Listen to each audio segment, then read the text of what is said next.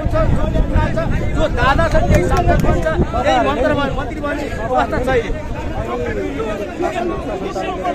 पुरा भयो सक्दैनन् भन्नुहुन्छ हैन, फेर्न परे पनि भन्नुहुन्छ। हजुर ज्ञानेन्द्र चाहिँ के नयाँ नमस्कार हैन, हजुरले नयाँ सही शक्ति नेपाल भन्नुभयो, तपाईहरुको पनि उयो ज्ञानेन्द्र महाराज चाहिँ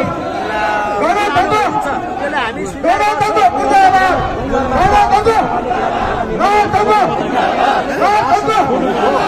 राजा भएपछि छोरा राजा परम्परा हो, त्यो चल्दै आएको परम्परा हो।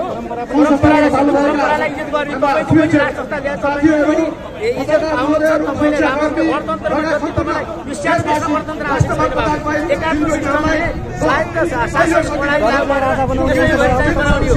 तपाईँहरू एमाले काङ्ग्रेस माओवादी कोही नबन्नु, किनभने भन्दा संस्था हो। जनताको छोरा राजा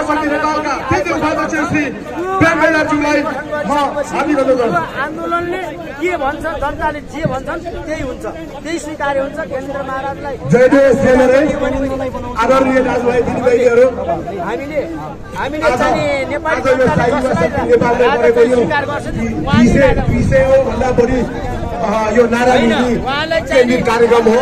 अब हाम्रो प्रतीक्षाको घडी करिब अन्तिम हुन लागिसकेका छन्। दलालहरू यो गणतन्त्रवादीका नेताहरू प्रचण्ड शेरले ओली यी दलालहरूले हाम्रो यो नारा नीति राजदरबारमा राजालाई निकालेर तपाईँ हामी जनता सारालाई भोको प्यासो एक हिसाबले भन्ने हो भने हामीलाई शरणार्थी बनाइसके। हाम्रो नेपालीहरूले धेरै दुःख पाएको छन् साथीहरू। हामी थोरै मात्रै युवाहरू जति सबै विदेशमा छन्, घर चलाउनको लागि, चास्नी छोराछोरी पाल्नको लागि विदेश लागिरहेका छन्। यो 2-4 जना दलालहरूले तपाईँहरूको मन मस्तिष्क फुटेर राजालाई दरबारबाट निकालेर यो गाडाहरूले राज्य गरिरहेका छन्। म विशेष गरेर यो काठमाडौँ उपत्यकावासी नेवार दाजुभाइ दिदीबहिनीहरूलाई भन्न चाहन्छु, तपाईँहरू के गरेर बस्नुभएको, आउनुहोस् यो दलालहरूलाई नेपालबाट विदा गरौँ। यिनीहरूलाई सधैँको लागि सात टाढा गराउँ।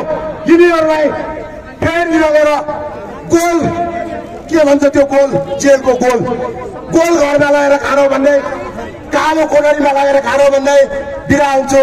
जय देश जय नरेश।